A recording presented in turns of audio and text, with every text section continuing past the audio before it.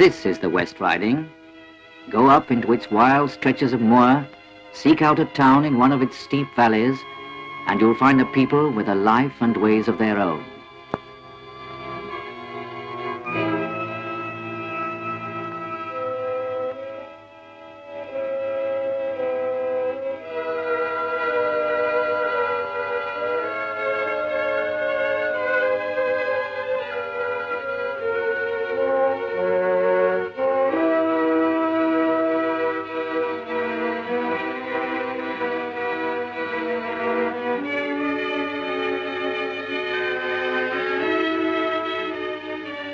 Just above the great mill where the high-piled lorries are forever beginning and ending their journeys, that's where I was born.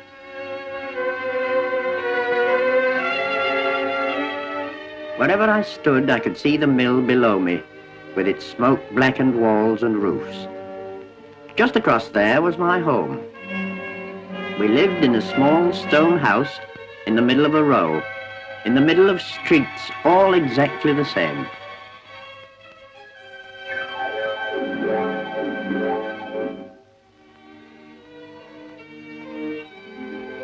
Here my mother waged an endless war against the smoke from the mills, scrubbing, washing and polishing. For like all West Riding women, she would stand no dirt in her home, inside or out. Aye, my mother's always been a worker. She's brought up a family of 10. 2 of the girls and 3 sons in the forces is not so bad. And even now she still helps out in the mill sometimes, when they're short-handed. You see, before she was married, she used to work as a mender, and she's never forgotten her trade. My father's job is perching. That means holding cloth up against the light to spot any faults in it. He's worked in Mr. Armitage's mill for 35 years, and I reckon they must have handled a good 1,000,000 miles of cloth in that time. We Sykes have been a textile family all through, as you might say. My brother Harry's in the combing room, in charge of 7 machines and the girls that work them. Aye, the mill's a rackety place, but if you want a quieter corner, you'll find it in the pressing room. This is my brother Tom. All day long, he moves backwards and forwards, leaving the cloth as smooth as a billiard table.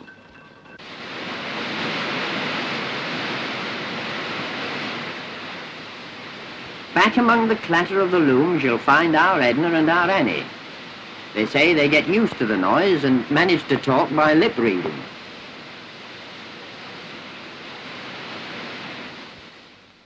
In the warehouse, the cloth lies all baled up, ready to be sent out into the world. My Uncle Joshua's in charge there.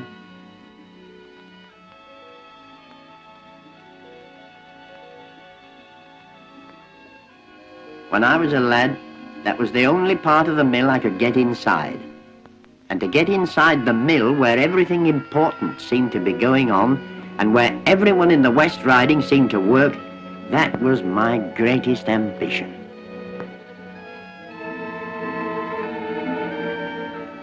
In those precious moments after bringing Uncle Joshua his tea, I'd wander around looking at the names of the places to which our cloth was going. New York and all the states of North America. Cape Town and the mysterious lands of Africa. South America. Canada. Soon all this cloth will be on its way across the sea to be touched and worn by people of all nations. I would go back into the street, wondering if I should ever see any of these exciting, faraway countries. For the West Riding seemed a very grim and drab place to me then.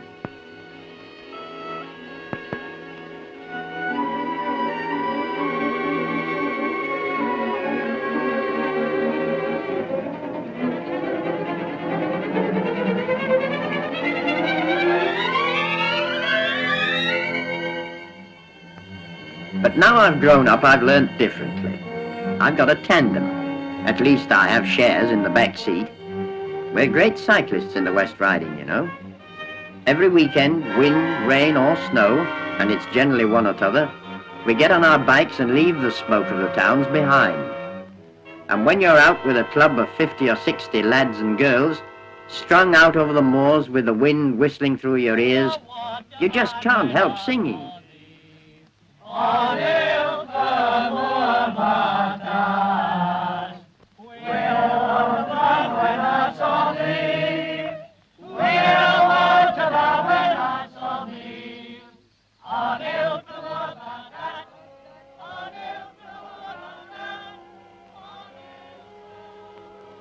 Rough, sweeping hills, crowned with dark rocks and purple heather, miles and miles of lonely moor where the curlews dip and call, and the great winds tear across the sky, driving the clouds before them, bending even the stubborn heather.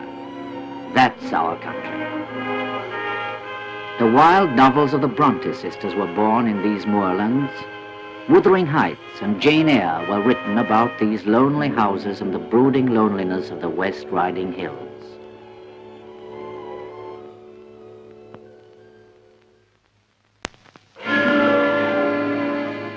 Yes, it's a hard country, especially on the tops.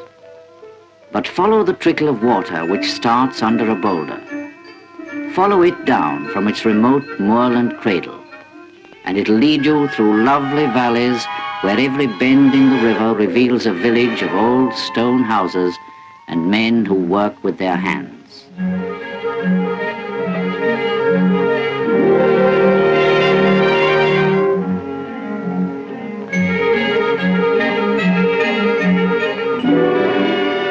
Now the sheep, grazed on the rough expanses of the fells, are being rounded up.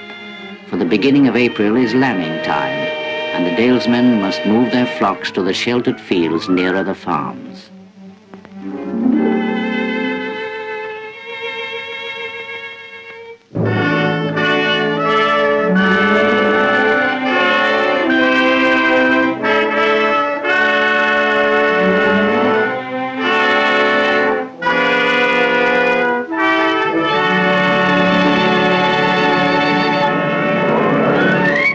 Stone walls stretch in endless straight lines across and over these dales.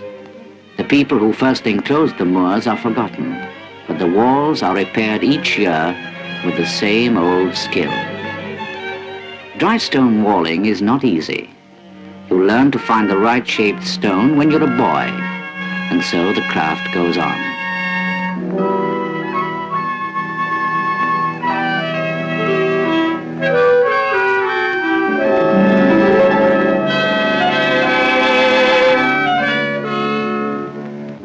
In a village here and there, you may still find the besom maker, binding bundles of moorland ling together to make brooms and packing.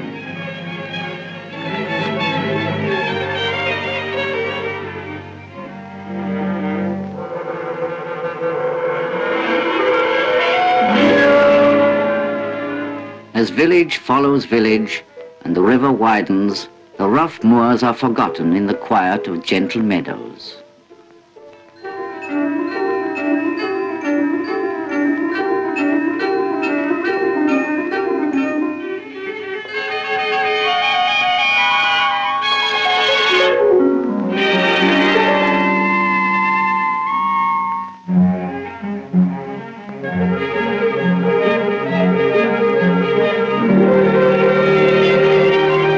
Yes, the dales are rich in water, as the monks of old knew well when they built their abbeys, like Bolton on the wharf. You wouldn't call the West Riding easy farming country, but the short, sweet grass which grows in the limestone dales and the rougher grasses high up on the fells can pasture many sheep.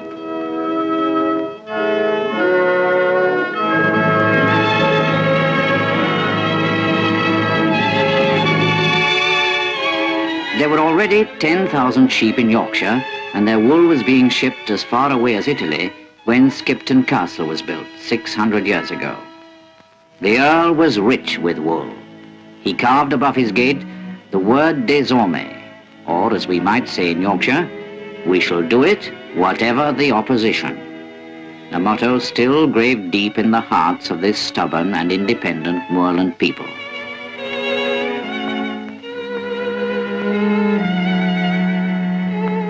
As I got to know West Riding better, biking through it and talking with people, I began to understand how it was that this great textile industry, with its smoke-black towns, had grown out of the heart of our hills. For one thing, our position on the map's got a lot to do with it. Now, here's the West Riding, right in the heart of Great Britain. Here are the ranges of the Pennine chain, and from these hills and moors run the fast-flowing rivers, here and here and here. That's meant there has always been plenty of water to make power, water to turn the mills, water in every village to scour and dye, and wool on the hills, all that was needed for making cloth. People were weaving cloth in the cottages and villages of the West Riding Hills 700 years ago. Some folks say longer than that. The weaver worked at home in his own cottage, or in a mill by the stream. The loom stood in the upstairs room with its many windows to give him light.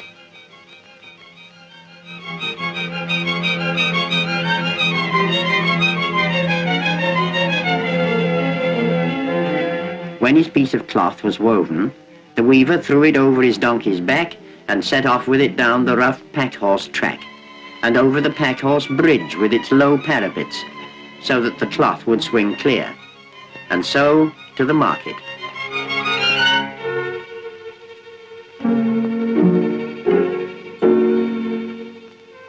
For hundreds of years, in homesteads tucked away in the folds of the moors, the West Riding men wove their cloth on their own looms and were their own masters.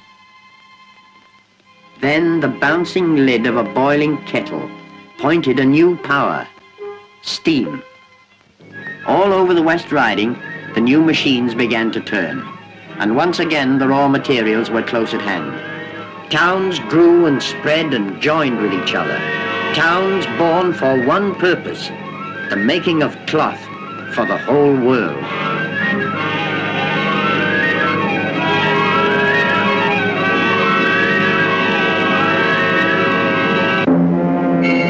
And so the great body of weavers began to move down the valleys to the new mills, for they couldn't compete against machine-made cloth. They had to leave behind their old pack roads among the heather. Their cottages beside the streams were left to the mercy of wind and rain. There was no longer any life for them in the hills. At first they resisted bitterly, for in the mills they would no longer be their own masters. But the world needed their skill, so they came at last to the towns and mastered the machines. They achieved more than any of them had ever dreamed, and in so doing won for themselves new opportunities to enjoy their countryside. In all this change, the people remained as they had always been. Sturdy, independent, eager to make the most out of life in any surroundings. Take any textile family. My family, the Sykes. They'll be having their evening meal just now.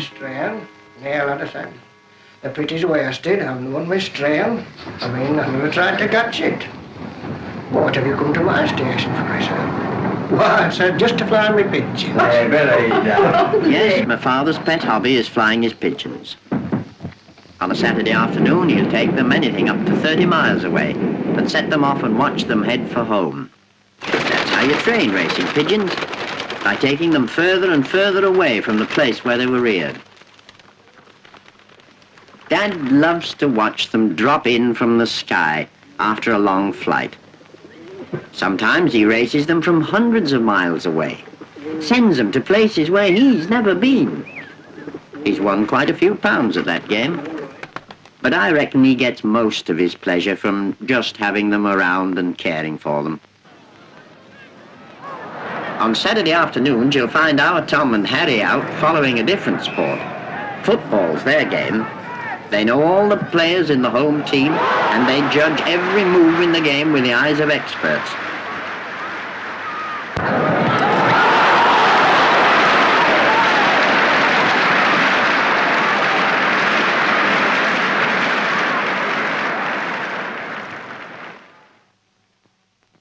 And the match doesn't end on Saturday. The inquest often continues for the rest of the week, in the mill or the street or anywhere handy. You'd think my brothers were deciding the fate of the world, the way they argue about football. They're still hard at it when I get home from cycling, but then there's always plenty of talk at our table. We all fancy ourselves as experts at one thing or the other. Uncle Joshua, he plays in the mill's brass band, and our Edna, she's a star in the town's amateur dramatic society. They're doing Jane Eyre this time. Do you think because I'm little, obscure, poor and plain, I'm also soulless, heartless? I have as much soul as you, and more. They've got the wrong pen. They've got the wrong pen on these pillars. Harry, I'll be with you in a minute. Right. Do you mind, everybody? Please, I want quietness. Sorry. Now, Edna, do you mind, on this line, I have as much soul as you and more heart. Do you put more feeling into that? Just try through from there. Do you think because I'm little, obscure, poor and plain, I'm also soulless, heartless? I have as much soul as you, and more heart. And if God had gifted me some beauty and much wealth, I could have made it as hard for you to leave me as it is now for me to leave you. Oh, I'm not talking to you now through the medium of conventionality or of mortal flesh. It is my spirit that addresses your spirit, just as if both had passed through a grave, and we stood at the feet of God, equal, as we are. As we are.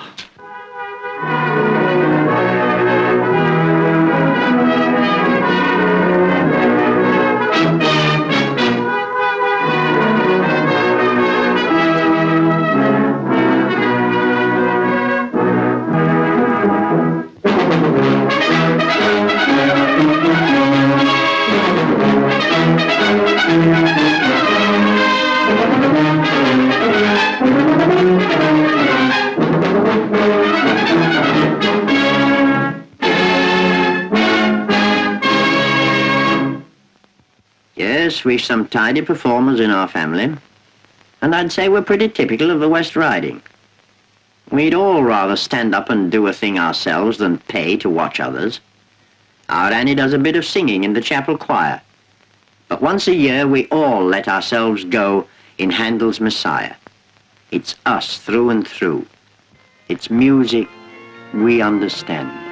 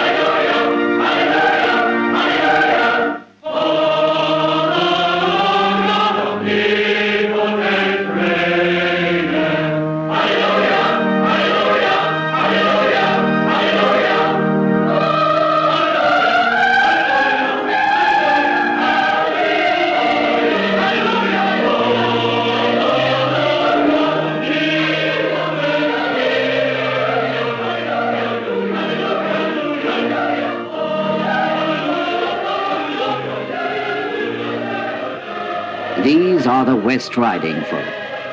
They are not smooth or gracious. They have no tricks of manner, nor ways to flatter. They are not swift of fashion, nor easy to bend. But the heart within them, as their own moors, is spacious. Their heads are not bowed, and they go. It will not matter what danger opposes or threatens. They go on to the end.